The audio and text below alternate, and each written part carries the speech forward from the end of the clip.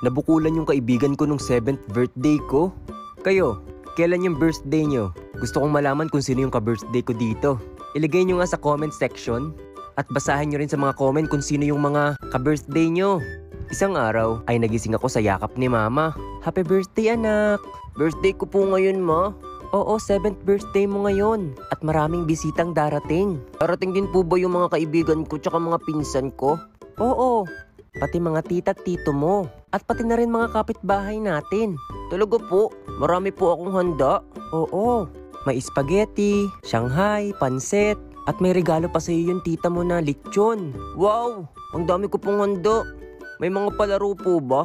May mga magician, may mga clown at may mga palaro. Wow, totoo po ba to? Oo naman. Dahil love na love ko yung baby ko eh. Kaya maligo ka na. Maya-maya may mga bisita ka nang darating. Kailangan pogi ka pag nandyan na sila. At mabango. At naligo na nga ako. Pagkita ko ay hawak-hawak ni Mama yung susuotin kong damit. Yan po ba yung susuotin kong damit ngayon, Ma? Oo. Binili ko to, hindi ko lang pinakita sa'yo. Oo, ang ganda po.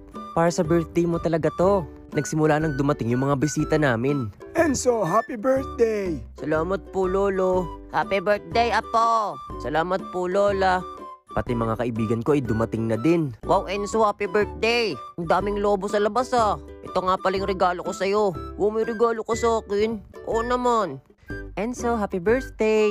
Salamat! Enzo, happy birthday! Salamat sa'yo, Junjun. Hanggang sa sobrang dami ng tao sa labas at sa loob ng bahay namin. At bawat bisitang dumarating ay may mga daladalang regalo. Kaya sobrang tuwang-tuwa ako. Maya-maya ay nagsalita na yung clown at yung magician. Okay, batiin muna natin si Enzo ng happy birthday! Happy birthday to you. Happy birthday to you. Happy birthday, happy birthday, happy birthday, Enzo! At nagsimula na yung palaro sa birthday ko. Okay, lahat ng mga bata pumila dito at magpupukpok kayo ng palayok. Alam niyo ba kung magkano ang laman nito? Maraming barya at maraming pera. At syempre ang mauuna ay yung birthday celebrant na si Enzo.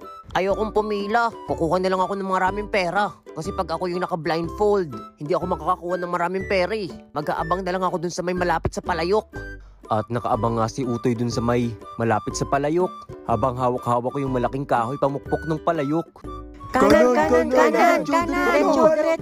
Ayan, palo! At pinukpok ko nga ng malakas yung palayok. Yeah!